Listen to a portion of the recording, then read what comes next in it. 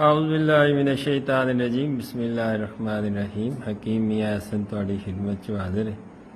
दिन ਨੂੰ मैं एक वीडियो पोस्ट की सी कि वाल क्यों चढ़ते ने वाल क्यों डिगते ने। बंदे ने एक मैनू फोन करके मेरा यार बिल्ली स्पैशल उस पूछा मियाँ साहब ये दसो व बंदे गंजे क्यों होंगे ने। वो तो मेरा यार आई, हुण मैं दस्या वा घरों भी झिड़कां पाउण ते बाहरले भी लित्तर मारन ते बंदा गंजा हो जाता।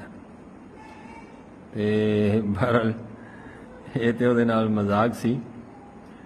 गल इंजे बई मैं दस्या कि बलगमी और सौदावी मिजाज चो वाल डिगदे ने और सब तो वड्डी जिहड़ी वजह है वाल डिगने दी या गंजा होने दी वो ये वे कि तुहानू जुकाम होया। ये एक मामूल के मुताबिक 2 4 6 महीने तो बाद मौसम बदलता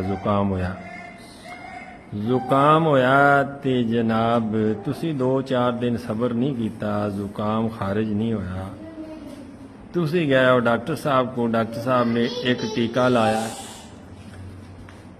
डॉक्टर साहब ने टीका लाया, टीका ला के उन्होंने हैवी डोज एंटीबायोटिक दी है।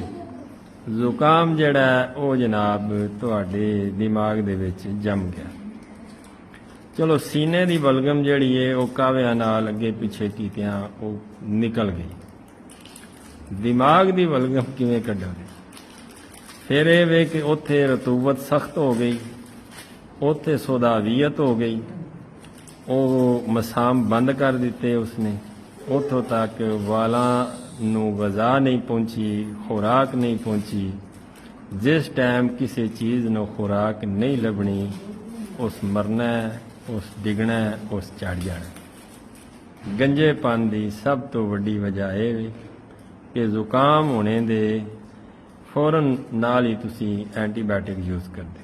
जुकाम होवे 3 4 दिन तक तुसी कोई चीज़ नहीं, जस्ट गर्म पानी पियो, इस तो इलावा कोई चीज़ ना। उस तो बाद जिहड़ा तुसी अपना इलाज करो, चाहे देसी करो अंग्रेजी करो, लेकिन एंटीबायोटिक फिर भी उस्ताद नहीं। बहुत शुक्रिया।